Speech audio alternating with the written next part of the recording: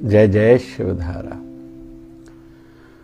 बहुत से लोग तो अपने आप पर काम करते ही नहीं हैं, ध्यान ही नहीं है उनका, किसी से पूछते नहीं, समझते नहीं, पूछते हैं तो समझने की कोशिश नहीं करते, समझते हैं तो करने की कोशिश नहीं करते और करते हैं तो जल्दी छोड़ देते हैं। फिर कुछ लोग ऐसे हैं जो समझ लिया, करना प्रारंभ करा, लेकिन ठीक दिशा में काम नहीं करते। कुछ लोग दिमाग के इस टुकड़े पर केवल काम करते हैं शरीर के, कुछ लोग नीचे के भाग पर काम करते हैं और पूरा तन मन धन इसी पर लगा लेते हैं कि मैं अच्छा दिखूं, अच्छे कपड़े पहनूं, शूज़ अच्छा हो, सैंडल अच्छा, पर्स, मोबाइल, की चेन आदि आदि, लोग मुझे देखते रह जाएं। लेकिन ये सब टेम्पररी है, थोड़े टाइम के लिए है। जो लोग दिमाग से काम करते हैं, दिमाग पे काम करते हैं, वह अजर अमर हो जाते हैं, संसार में भी आध्यात्मिकता में भी। और संसार खुद टेम्पररी है, क्षण भिंगर है, आज है कल नहीं रहेगा। लेकिन आध्यात्मिक हस्तियां जितनी भी थी, कल भी थी, आज भी हैं और आने वाले युगों में भी रहेंगी। जैसे हम लोग रामचरितमानस पढ़ते हैं तो राम जी अवतरित क्यों हुए? एक कल्प में ये कारण था, एक कल्प में ये कारण था। कल्प मतलब 4 युग जब बीतते हैं, 48 लाख सालों में 4 युग बीतते हैं। तो ऐसे ही जिस भी विषय को लेंगे, युगों युगों तक हम लोग याद रखते हैं उनको जिन्होंने माइंड से काम किया था, दिमाग से, संसार के लिए भी, आध्यात्मिकता के लिए भी। आध्यात्मिक व्यक्तियों और संसारी हस्तियों के बीच में अंतर क्या है? कोई भी कितना बड़ा धनाढ़ सेठ क्यों न हो, उद्योगपति हो,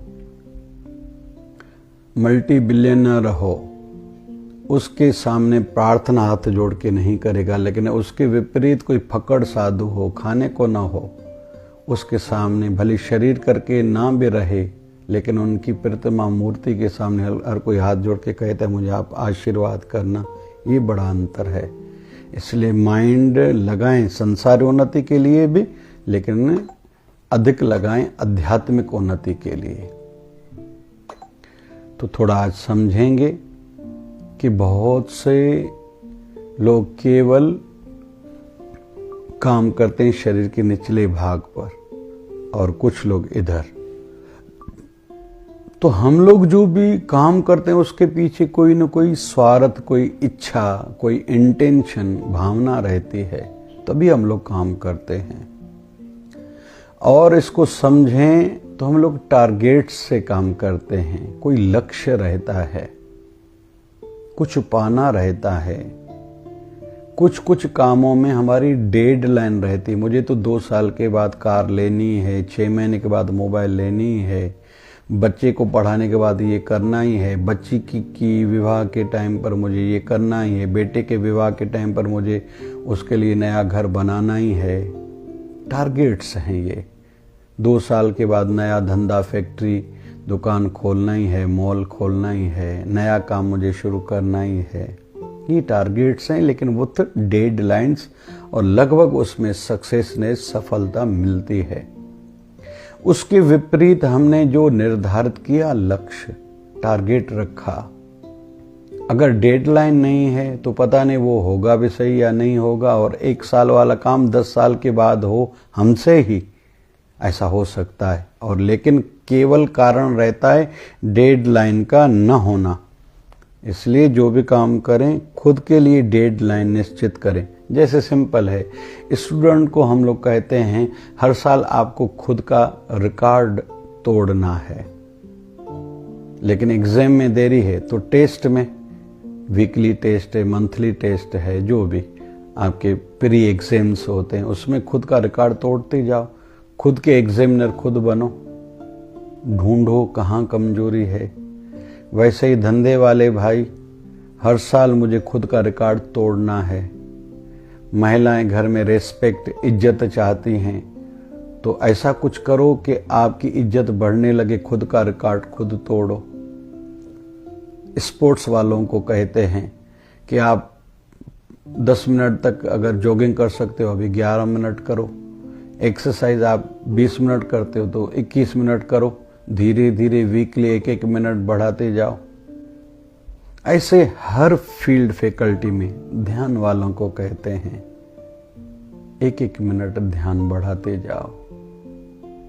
पहले बैठना सीखो, मन न लगे उठो नहीं, आसन बनाओ, कमर सीधी करके बैठो, गर्दन सीधी, आंखें बंद करके बैठना सीखो। और धीरे धीरे साधना को बढ़ाओ। फिर आत्म चिंतन में बैठो, मैं क्यों, क्या हूं, शरीर हूं या आत्मा हूं, संसार में मेरा आना क्यों हुआ है, क्या उस लक्ष्य की ओर मेरी यात्रा है, मेरी रुचि है, इंटरेस्ट है। आयु बढ़ने के साथ मेरी यात्रा बढ़ रही है या उतनी है। धीरे धीरे मेरा इंटरेस्ट और रुचि कम होती जा रही है या बढ़ती जा रही है। उसका कारण क्या है? कहीं मैं गलत संगति में तो नहीं आ गया, कहीं मेरी बार मुक्ता तो नहीं बढ़ गई। अभी इसका उपाय क्या है? मैं सत्संग, प्रवचन, कथा में जाना, सुनना बढ़ाऊं, अच्छे लोगों से मिलना, चर्चाएं करना बढ़ाऊं, और थोड़ा चिंतन करूं मेरे साथ क्या जाने वाला है, मेरे काम का सत्य में कौन सा काम है जो मेरे काम आएगा। फजूल की बातों से, बुरे कामों से खुद को बचाऊं, एकांत में बैठना बढ़ाऊं, महान हस्तियों के, संतों के जीवन चरित्र पढ़ूं या YouTube दूसरे सोशल मीडिया प्लेटफॉर्म से सुनूं, देखूं, समझूं। इसमें मेरा ही भला है, तो यह हर किसी को खुद ही करना पड़ेगा। और कुछ टारगेट्स रहते हैं एक दिन की, आज मुझे ये काम करना है, लेकिन उस पर पूरे उतरने का प्रयास करें। कुछ हो जाए, जो मैंने फिक्स किया है वो पूरा करूं। कुछ रहते हैं हफ्ते वाले। मुझे हर रविवार को गुरु दरबार में ठाकुर जी की शरण में जाना है, सेवा करनी है, साधना में बैठना है, कुछ घंटों का मौन व्रत रखना है, होटल पे नहीं जाऊंगा, पिक्चर पर नहीं जाऊंगा। कुछ कुछ टारगेट्स रहते हैं महीने वाले, कुछ रहते हैं साल वाले। मुझे 1 साल के अंदर ये करना है, वो करना है। कुछ रहते हैं 5-10 सालों के, कुछ रहता है जीवन का लक्ष्य।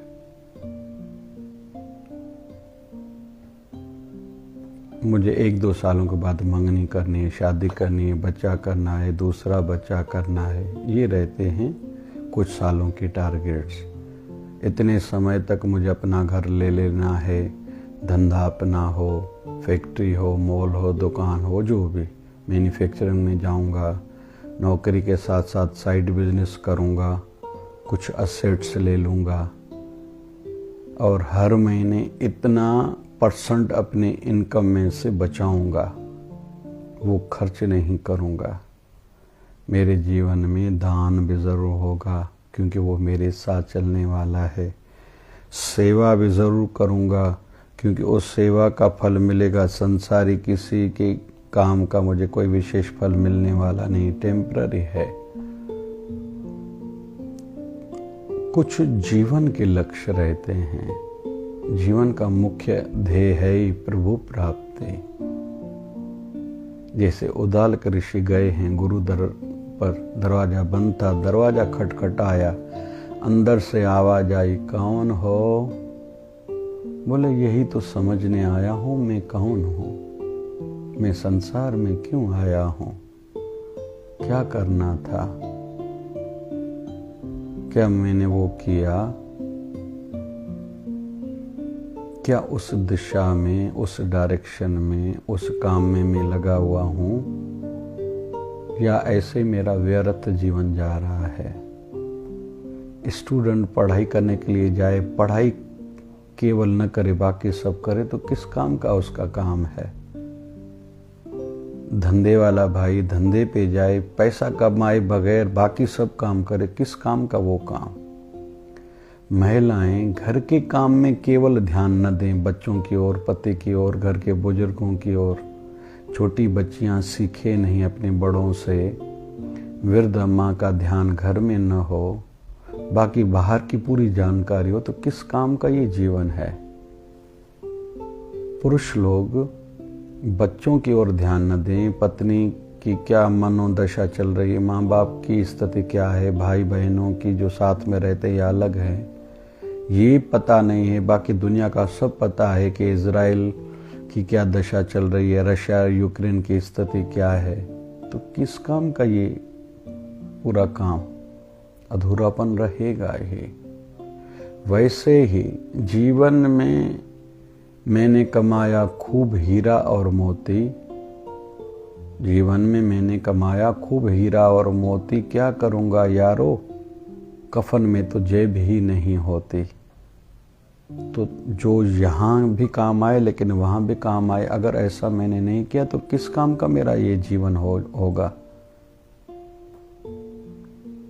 और वैसे भी अपने जीवन के भाग करने पड़ते हैं। जैसे एक संत के पास उनका सेवक आया, तो संतों ने पूछा कितना कमाते हो और कैसे खर्चते हो। और साधक भी बैठे थे, उन्होंने कहा रोज 1 रुपया कमाता हूँ। तो सबको लगा 1 रुपया कैसे कमाता होगा। फिर संतों ने पूछा कैसे खर्चते हो। बोले 25 पैसे खुद पर और पत्नी पर खर्चता हूँ, 25 पैसे उधर चुकाता हूँ, 25 पैसे उधारी देता हूँ, रिमेनिंग 25 पैसे कुएं में डाल देता हूँ। जितने लोग बैठे थे सबको आश्चर्य था कि क्या बोल रहे हैं, कुछ भी बोल रहे हैं। 1 रुपया कमाते हैं दिन में और कुछ भी बोल रहे हैं। 25 पैसे खुद पर और पत्नी में, 25 पैसे में घर कैसे चलता है। संत समझ गए, संतों ने कहा ठहरो भैया, मैं इनसे क्लियर करके देता हूँ, एक्सप्लेनेशन इनसे मांगते हैं। स्पष्टीकरण नहीं होगा तो मन में शंका का जन्म होगा ही। तो उन्होंने कहा जितना कमाता हूँ उनके 4 भाग करता हूँ। 1 भाग मैं और मेरी पत्नी पर खर्चा करता हूँ, दूसरा 4 आने में उधारी चुकाता हूँ, मतलब माँ बाप पर, उनकी दवाइयों पर, उनकी दिनचर्या पर खर्चता हूँ। 4 आने उधारी देता हूँ, मतलब संतान पर लगाता हूँ। और जो बचे हुए 4 आने में कुएं में डालता हूँ, मतलब भगवान के नाम पर दान करता हूँ। जैसे कुएं में डाला हुआ कभी बाहर नहीं आता, वैसे ही आशा नहीं रखता कि मैंने जो दान किया उसका मुझे रिटर्न चाहिए या फल मिले, नहीं, करता जाता हूँ। तो ऐसे हर किसी को जीवन के कुछ भाग करने पड़ेंगे। जब तक डेडलाइन नहीं होगी, ये दिमाग हमारा मानता ही नहीं है। किसी को जाना है मुंबई तो खोजेगा मोबाइल में मुंबई कौन सी ट्रेनें जाती है, टाइम क्या है, मेरे अनुकूल क्या है, कौन सी स्टेशन से चढ़ना है, कहाँ कौन सी स्टेशन पर उतरना है। किसी को जाना ही दिल्ली है, किसी को जाना ही हरिद्वार है, किसी को जाना ही वैष्णो देवी है, किसी को जाना ही केदारनाथ है, किसी को जाना ही रामेश्वरम है, किसी को जाना ही जगन्नाथ है या द्वारकानाथ, किसको जाना ही जय शिवधारा धाम सिटी लैंड अमरावती है, तो वो रास्ते ही वही खोजेगा। माइंड काम ही उसी ओर करता है, तो डेडलाइन फिक्स करनी पड़ेगी। जैसे हमारे अवतारी पुरुष क्यों ना हो, उनके जीवन में भी कहीं तो भी डेडलाइन थी। राजा दशरथ के जीवन को देखते हैं, वो राजा दशरथ जिन्होंने देवताओं का सहयोग करा था, उन्होंने भी सफेद एक बाल देखा तो उनको लगने लगा कि मेरा भी हो गया, अभी मुझे साधना में तल्लीन होना चाहिए, घर को त्यागना चाहिए। दूसरा, महाभारत से हम लोग उदाहरण लेते हैं। महाभारत युद्ध पूरी हुई और विदुर जी ने आके धृतराष्ट्र को कहा, अभी तो हो गया सब, अभी आपको साधना के लिए घर त्यागना ही चाहिए। ये भतीजों के सुख सुविधाओं के बीच में जीवन क्यों गुजार रहे हो? तो धृतराष्ट्र ने सोचा, मैं दिन को जाऊंगा तो मेरे भतीजे मुझे जाने, पांडव जाने नहीं देंगे। आधी रात को निकले। धृतराष्ट्र प्रज्ञाचक्षु सूरदास हैं, देख नहीं पाते। माँ गांधारी भी साथ में है, लेकिन माँ कुंती, जिनके बेटों ने जीवन भर दुख देखा, अभी सुख का समय है, वो भी जाने लगी कि मैं भी आप लोगों की सेवा में रहूंगी और मेरे बच्चों को अभी सुख के दिन शुरू हो गए, उनको मेरी आशीर्वाद है, मुझे इनके साथ नहीं रहना, मुझे आपकी सेवा भी मिल जाएगी और मेरे जीवन का भी अंतिम साल, चौथा चरण साधना में और आप लोगों की सेवा में सार्थक सफल होगा। उन्होंने भी ऐसा किया था। और हम लोग जय शिवधारा धाम में जो वृद्धाश्रम बनाने जा रहे हैं, उसमें भी यही मुख्य इंटरेस्ट है, भावना है कि चौथा चरण जो सफल सार्थक सेवा सत्संग में करना चाहे आ जाए, केवल हरि या हरि चर्चा, बाकी कुछ दुनियादारी नहीं। खुद की सेवा करो, दूसरे वृद्धों की, बीमारों की सेवा करो, सत्संग सुनो, आनंद में जीवन, शरीर का चौथा चरण अंतिम साल सार्थक करो। हमारे गुरुदेव भगवान 1008 सद्गुरु स्वामी शिव भजन जी महाराज आयु बढ़ने के साथ ध्यान बढ़ाते गए और अपने गुरुदेव की याद में 1008 सद्गुरु स्वामी गोविंद भजन जी महाराज अपने गुरुदेव, हमारे दादा गुरु जी की याद में सदैव हमारे गुरुदेव रहा करते थे। कोई नाम ले ले तो आंखों से पानी बहता था। कई कई घंटों तक आंखें बंद करके गर्दन झुका के रहते थे, जबकि उनको उनके गुरुदेव की सानिध्य जब 1951 में गद्दी पर बिठाया था, पीठाधीश्वर बने थे, तो 2 महीने मिला था, लेकिन फिर भी सदैव अपने गुरुदेव की याद बनाए रखी। तो डेडलाइन फिक्स हो, इस आयु के बाद मुझे केवल यही करना है और इसके लिए अभी पूरा समय और शक्ति लगानी है, समझ लगानी है।